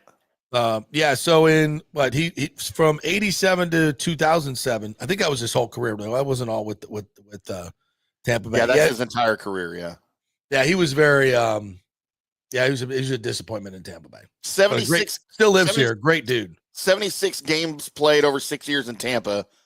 24, 48 and 0 was his record. Oof. 77 touchdowns, 112 interceptions. That touchdown to interception ratio is not. He was colorblind. That's not great. As it were. You know what we call him? Here's the other thing. He had to wear the creamsicles his whole career. He had no chance. You cannot play football in creamsicle uniforms. They look great, but you cannot play football. He had a year swim through Dallas in 2004. Started 15 of 16 games, went 5-10. That was one of Dave Campo's 5-10 years. Okay. We called him Vinny Inceptiverde, Interception Verdi. Interceptiverde. I hate talking to him bad about it. He's the nicest guy. I love Vinny, man. He's just the most wonderful man. He lives here, plays a lot of golf. He's a stick, man. He is a stick. 21 years in the league. I mean, yeah. You remember when I forget the year. He literally came off the couch, like off the freaking couch for the Jets to beat us one year. Was the week before was sitting there eating bonbons, and the Jets called him in 2 days of practice, and he came out and just had this huge third down throw to beat the Bucs. And I was like, Jesus Christ, that was just salt in the wound. Salt in the wind. And as I recall, it was one of those years where the Bucs had a chance to make the playoffs, and that one hurt. How about his outlier year of 1998 with the Jets, his first year with the Jets? He started 13 of 14 games that he appeared in. I don't know who the other quarterback was in 98 there for the Jets, but Testaverde goes 12-1 as a starter and makes his second of just 2 Pro Bowl appearances in his entire career. Yeah. First team All-Pro. Yeah. I mean, he had some good years later. Yeah, later on, he had some really good years. Yeah, went 10-6 with the Jets in 01, but everything else is just. So the Bucs, Trent Dilfer, they took 6th overall. Eric Curry, 6th overall. Broderick Thomas, 6th overall. Gaines Adams, they took 4th overall. He was just okay. awful. So based on your criteria, then I was going to throw mine out, and it's along the same lines. It's just a lot more recent. All right, what do you got? How about Jameis Winston as the number 1 overall pick? Yeah, J-Boo. Yeah. I mean, that's got to be a huge disappointment, right? Yeah, that's a huge disappointment. I mean, especially if you're a Florida State guy and a Jameis guy like I was, this huge disappointment. But the thing about Jameis, he was so good and so bad at the same time. He could throw for 404 picks. I mean, he could move the ball down the field, great throws, make some of the most incredible plays. I used to call him Fred Sanford because he ran like Fred Sanford. He was a running around like he's Fred Sanford, and he would just stop but he's the most awkward dude. And then he just throw it down. He'd either be a pick or just some unbelievable play. Somebody was always happy cheering when Jameis was playing, either one team or the other. Always. Yeah. Josh Hamilton. Josh Hamilton was a first overall pick by the Rays, and he was on his way to the show. Had a back injury, got hooked on opiates. Yeah, I know. Yeah, he was here in Texas, obviously. Went down the tubes. And then double disappointment. The Rays brought him back. Mm-hmm. And they sent a media out there, went out to this thing like, oh, Josh is back. We take him out. He's taking batting practice. He's hitting balls at the Namoli complex over the top of this 40-foot wall in center field, 410. And it's just like he did in the home run derby. Just unlike anything I've ever seen. Crack of the bat, just like the natural. And you're like, holy crap, this guy's back. And he goes and destroys single A, and the Rays leave him unprotected. They leave him unprotected on a 40-man. Yep. And the Rangers swoop in. Boy, did he ever work out well for us. Holy shizbang. What, 2 MVPs? Home run derbies? And I forget, Danny, look this up. Who did the Rays famously keep on the 40-man roster instead of Josh Hamilton? You can Google that. The name is it's infamous now. I mean, we had our own That was a Chuck disappointment. Lamar special. Yes, sir. Yes, sir. Why'd you leave him protect? Yes, sir.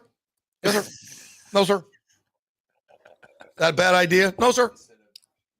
Yeah, instead of Josh Hamilton, they kept somebody on a 40-man roster back in 90-something, or no, 2003 or 4, something like that. Anyway, one of you guys out there might know. That's insane. Yeah, so he was a huge disappointment here. Vernon Hargraves was a local kid, 7th overall pick, was terrible. Most recently, Jonathan Drouin, although we turned him into Mikhail Sergachev, I believe, or Chernak, one of those two. So we brought him back. That was a Stevie Y special. Didn't get, he was just kind of a crybaby and entitled.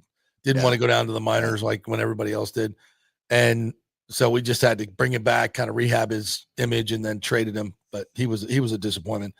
Who else you guys got out there? Hey, just as a reminder of how great Josh Hamilton was in Texas, in 2010, his MVP, one of his MVP seasons, his third year here, his WAR was 8.7. Oh, Jesus.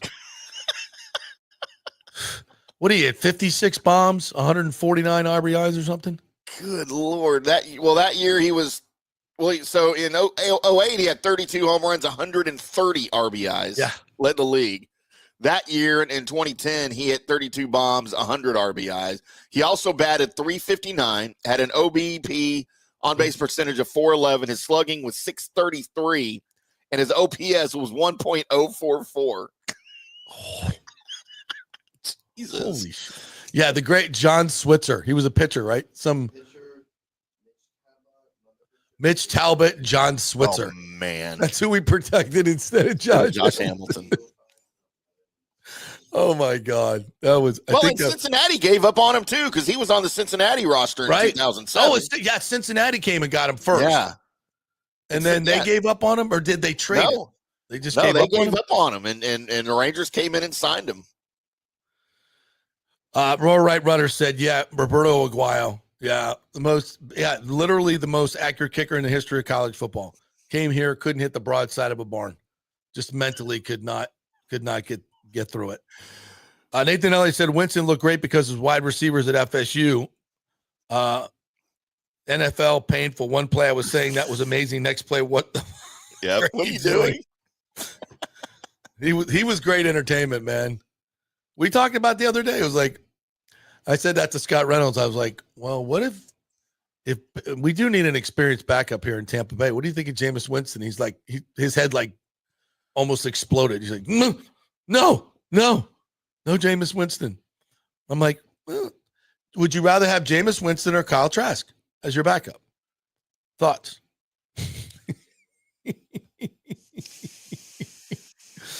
I know which one I'd rather have.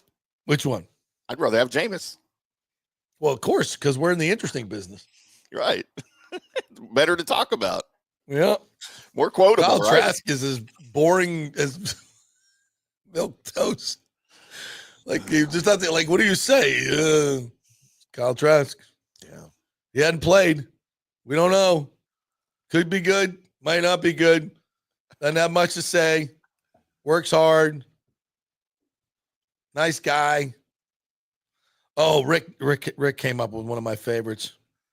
The great story of Toe Nash. Oh, boy. Toe Nash. Have you ever heard the story of Toe Nash? I want to say This is another Rays special. Early Rays, Devil Rays special. Toe Nash. I got to look that one up tomorrow. But my recollections are, so we go and find this guy who's playing in the prison league in Louisiana Swamp.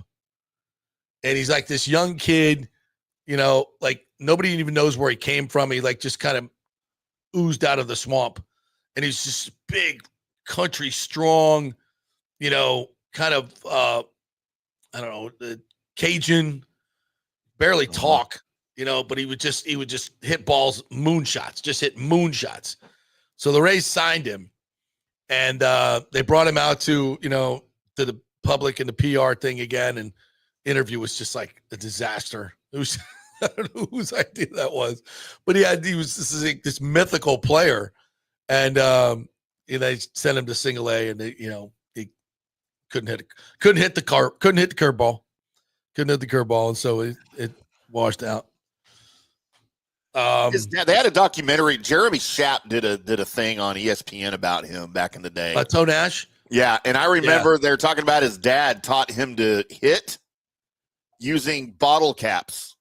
Yeah, because they didn't have baseballs. Yeah, how about that? Good, great story. Jack Thompson, the throwing Samoan, says Tom. Yeah, oh, Lord, where do we come remember up him? with these nicknames? Yeah. Scotty Fitz says Wander Franco and Antonio Brown. Wander Franco, honestly, we haven't mentioned, is the most obvious. Like that is, yeah. I mean, I think he over all those disappointments that we just talked about, and that was a lot of them. There's a lot of disappointment in Tampa Bay sports. Wander Franco may end up being the biggest loser or winner, especially if he never plays another game with the Rays, especially. And again, if you haven't heard, we've been talking about this for a long time, and there seemed like the evidence was really stacked against him. But as the evidence was presented, from what I can tell, I mean, we're reading reports and we're having to translate them. And then Mark Topkin's been doing a good job of trying to get the information out. Sorry, my allergies are starting to hit again. But he said basically that the charges have been reduced to 5 years. They're trying to get 5 years in jail now for sexual assault of a minor, I think. So all these other charges have gone away. So it kind of feels like their entire case is collapsing. And I don't think in the way the DR works and the way our justice system works, I just don't think, I think he's going to be acquitted. We'll find a verdict on 30, and it's a 3-judge panel that does it. So, yeah. Wow. And then what? Yeah. If he's You gotta acquitted, pay him. if the gloves don't fit, you must acquit, JP. Well, the glove's going to fit back on his hand again. Yeah, he'll be playing for the Rays. Will he be playing for the Rays if he is acquitted? We've talked about this, but we didn't think it would happen. From a practical matter, he ain't cracking this lineup right now until he goes and plays a couple months in minor league. I mean, yeah, Oscar Kim, Taylor Walls is killing it. Caballero, and you don't want to bring that into your clubhouse. You don't want that dude he was persona non grata among his teammates. I don't think the Rays have to trade him. If he becomes an asset, well, I think he's gonna face a lengthy, at least 1 year suspension from Major League Baseball, at least. Yeah. So I don't think we're gonna have to worry about it this year. But that, it's that's going to be a 30 for 30 right there. We got a lot of 30 for 30s based out of Tampa right now with the Rays. Yeah, just hard to get the story on that one. Yeah. Bucks Major said, I'm tired of articles with Antonio Brown having him in a Bucks jersey. He played here for 2 seasons, and he was one of the big reasons we did not repeat as champions. Dude is fleeing the country. Is he? He's in trouble. Yeah, I don't think he was one of the biggest reasons that y'all didn't repeat, though. I don't know, man. When he walked out of the Jets, that splintered the team, because I remember this vividly, that Bruce Arians had enough. Right. And Bruce Arians never wanted Antonio Brown. Yep. The Tom Brady strong arm Bruce and everybody into bringing him in. And look, they won a Super Bowl with him. He had a touchdown in the Super Bowl. And Brady, in the end, I mean, you have to say bringing him in was right. Do we win a Super Bowl without Antonio Brown? I don't know. Maybe. But he was a big part of it. But that said, he was also a big part of them just self-destructing, because Arians was like, I'm done with this. Yeah. And then Mike Evans was like, don't do it, man. Don't walk off. And it was all pre-planned the night before. And Brown he was going to do it. He was premeditated. And he did it. And after that, the team wasn't the same. Man, CTE's a bitch, isn't it? Oh, you want to blame it on that? I do. Because he was never like this. He was never like this before that hit from Vontaze Burfict. Yeah, should have been thrown out of the league. Yeah, multiple times. Yeah. What else we got? Devin White. Yep. Brandon No says, "What about Tim Beckham?" Yep. We drafted Beckham instead of Buster Posey, so that made it worse. Tim's a nice guy. He's a super nice guy. I've talked to him a bunch of times. Super nice guy, but I mean, he was. You get drafted ahead of Buster Posey. Yeah, that's not your fault. Yeah, you better be a Hall of Famer. That's the Rays' fault. Whoa, Trasker Winston, polar opposites. I do not know who I would take. I know it's a tough one, isn't it? Thomas Casper says, Bo Jackson, number one. Now, Rick says, Brody Brazil will play JP in the documentary. Rick, I love you. JP, if you were a betting man, where would the new Ray Stadium be built? I'd imagine next to Hard Rock or Amphitheater. Well, then somebody has to play Brody Brazil then in the documentary too. Who's going to play him? Is he in the documentary? He's got to be. You were on his show talking about it. He's got to have at least an uncredited role. Tampa Bay, though. He's not. I love Brody, but he's not Tampa Bay. Bucks Mason said, I will say Jameis was great for drinking games at the stadium. Every pick, a drink a can of beer. They made more money. Every pick, you got a drink. Berto's ruined by a bad Buccaneer kicking coach. You think? I never heard that one. Yeah, I don't know about that. Damon Hollins? Jonathan Torres says, LOL. Who's Damon Hollins? I don't know who that is. Was he a Phillies player, shortstop or something? Or was that another Hollins? Daniel Rivera says, per ESPN, Rays players likely to get moved at the deadline, Fairbanks and Littell. Well, then who's your closer? Who? Yeah, why are they moving? Shane Baz? Why are they sellers right now? They should be buyers. Well, if they're moving Littell, that means they're getting a nice piece back, right. A nice hitting piece. I don't mind them, moving Littell doesn't mean they're selling. It means they're upgrading and offensively. Well, and we've established he's their biggest contract, right? Yeah, but it's only like $3 million. It's still the biggest contract on the book. On their pitching staff, I know. And he's the one but he's the most efficient. I don't know. But again, you got to trade something to get something. And we have a surplus of starting pitching right now. Of course, that could change in a week. All right, let's take another break. We'll come back on the other side. I want to get into a little bit more Wander Franco stuff. We'll get to the nuts and bolts of that. We talked about this yesterday, but Thomas Castellanos, the Knowles' new quarterback, popping off like an idiot. We'll get to that. And there is some college football news. A lot of things circulating on the new score settlement that's coming down the pike. Lots of stuff going on in college football, so we'll get to that as well. We're brought to you by Third Generation Plumbing and AC. If you have any issues at all in those two realms, even anywhere in your home, anything mechanical, Third Generation can take care of it for you. John Rodriguez is the CEO. He's the grand poobah over there. Great dude. Saw him at the Tampa Sports Club event. Great local family. They've been here for at least three generations, thus the name. So if anything goes wrong, you just call him and say, hey, man, this didn't work out for me. Like, what's going on? So you're going to get honest service, and that's what you want for a great price in a fast way. ThirdGenerationPlumbing.com. Contact you through the website. Tell JP sit back in 3.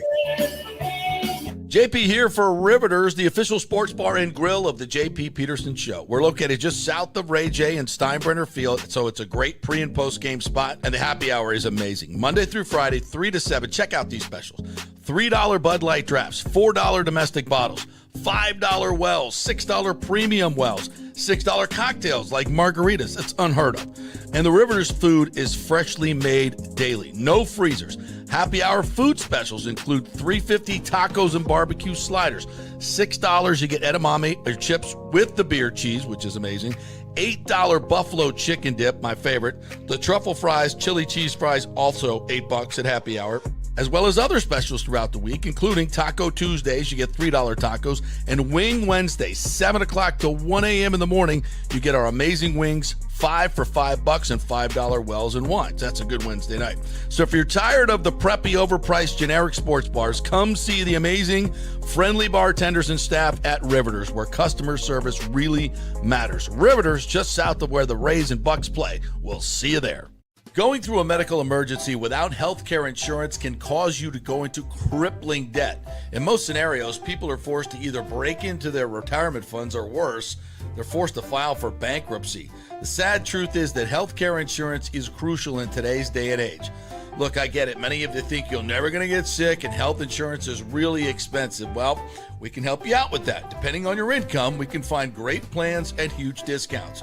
God forbid you get cancer, a car accident. It could literally ruin you financially for life. So make the call and find out. Even though the open enrollment period is over, you may have some qualifying life events that can help you get covered right away. It can be very complicated, a very intimidating process, but we can help. Go to our website and check out all the 5-star reviews about our helpful agents.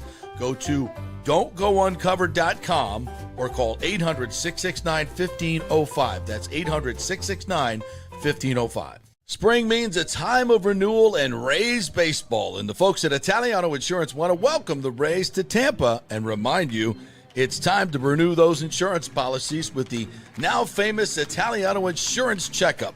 Let the experienced and friendly agents shop your policy for the best price and coverage. Famous for saving me over $1,000 on our auto insurance last year and over $500 on our homeowners. Now that's a grand slam. Might as well get a double play by adding flood insurance and business insurance to your portfolio. Costs less than you think, and trust me, you do not want to risk your home or personal wealth. That's a big whiff. So step up to the plate and call 813-877-7799 and chat with the all-star agents at Italiano Insurance. 813-877-7799 or go to ItalianoInsurance.com. Go Rays! JP here for my friend Jason Fawcett, owner of On-Site Construction. They do residential and commercial renovations and new construction. As a leading home builder and general contractor, On-Site Construction prides itself on transforming homes through superior craftsmanship, dedication to client vision, and an unmatched commitment to quality and service. It's about building relationships. We take the time to understand our clients' needs, preferences, and budgets so that we can deliver a personalized experience tailored to their unique vision. From the initial designs to the final touches, we're there every step of the way, ensuring that the end result mirrors your vision. Here are some testimonials from happy customers. G. Gibson says, no hidden costs, very honest, reliable, creative, and communicates well. Reasonable and fair with their pricing, no hidden costs. C. Smith said, did not disappoint. I'm very happy with the work. This company really cares and will take care of it. So if you're just thinking about building or renovating, give us a call and let's see what's possible. 813-579-5789 or check out our website at onsiteconstructionfl.com. Let's go! Right now, back to the show on FanStream Sports. Welcome back to the JP Peterson Show. Brought to you by Cafe Paradiso. Try the branzino. The salsiccia. You need to get Paulo in to cut a new spot, have some fun with him. Definitely. And I need to get over there and get me some Italian food. Maybe tonight. I think we'll stop by tonight. Tonight I'm free for dinner. Paulo, I'm coming over.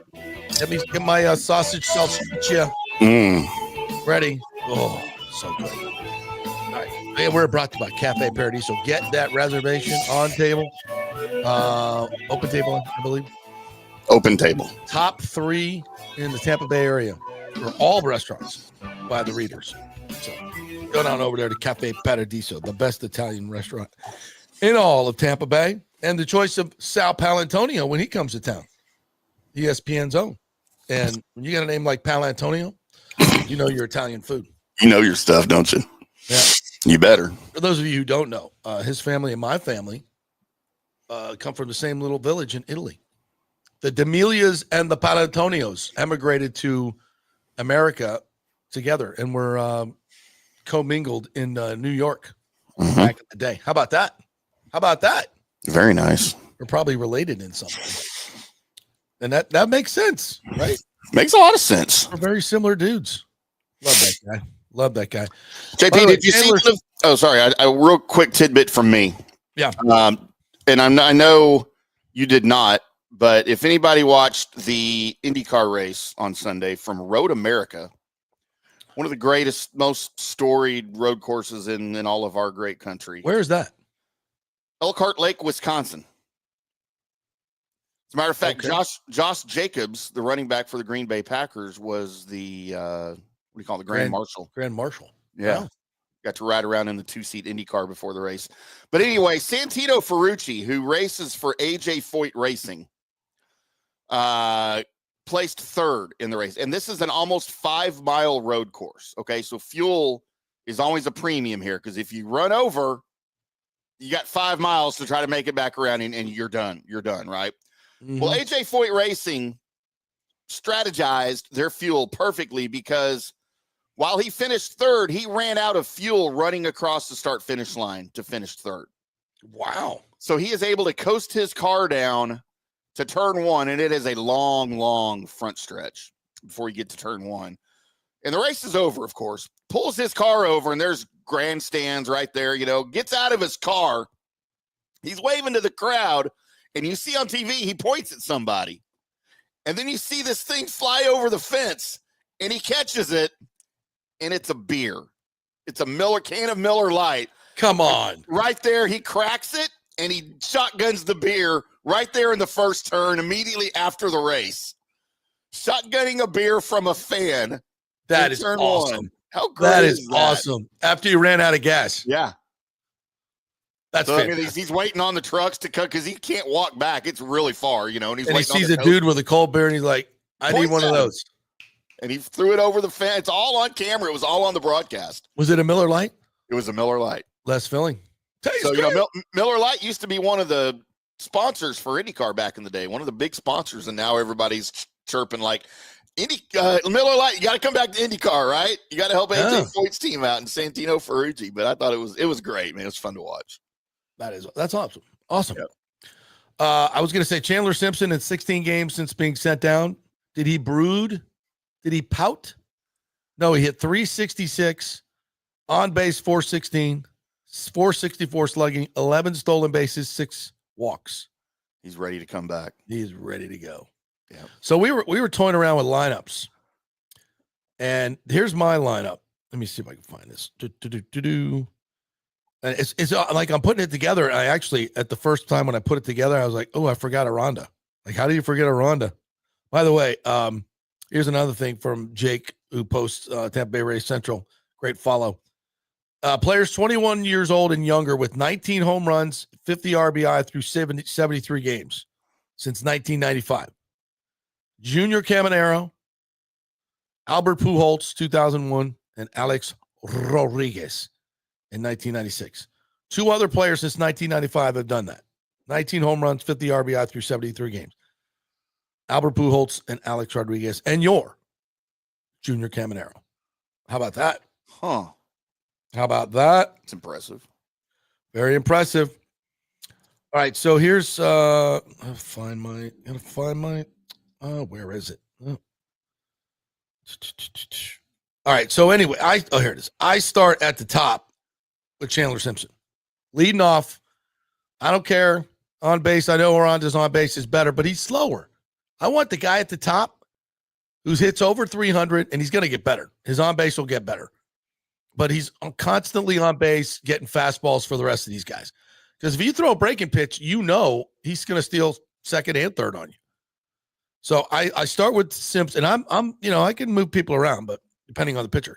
So I'm starting with Simpson up top. Yandy Diaz, former batting champion, contact extraordinaire, in the 2-hole. Bilal in the 3-hole. Now I can trade J-Lo, Bilal, Aranda.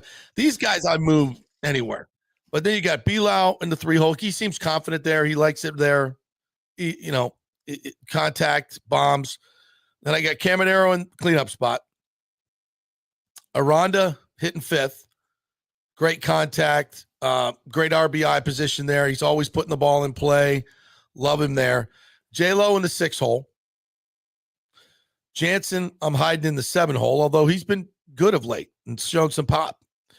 And then I got Hassan Kim in the 8-hole because he's, offensive. He's a career, 253 hitter. Yeah. It's on base. So, he could be at the top of the lineup too, but I'm bringing him back. I'm going to wait to see what he has. So I got Kim at 8 and then Mangum at 9 with his speed and his on base. So you have almost like a double leadoff, Mangum Simpson there, just absolutely breathtaking speed. And then you got all the Diaz, Bilal, Caminero, Aranda, J-Lo, and then coming off the bench, Caballero's been fantastic, as has Taylor Walls. Walls can play third and second, so you give Hassan Kim a couple days off. You give Bilal a couple days off, give Caminero, a day off, give them each one day off or whatever, and Walls just kind of makes the rounds around the infield. He's been really good. Caballero can play too, especially if you got a lefty on the mound. Plug it in Caballero, maybe at second base. Mead, I don't know. He could stay or go. And then you can go add another big right-handed bat somewhere. Maybe left field for a left field. If we got a big bat in left field, but, Simpson's going to be playing out there, Mangum, J-Lo, but, get 4 outfielders. You got to give somebody a day off every day.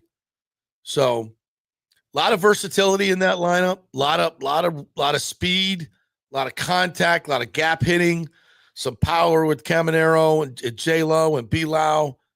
That's a nice lineup. That's impressive. Yeah. I mean, I'd be scared of them. Yeah. That's a nice lineup. I like. All right, a couple other things. Antonio Brown's on the run. When isn't he on the run? Heading out of the country. No more child support. All you baby mamas, go get a job.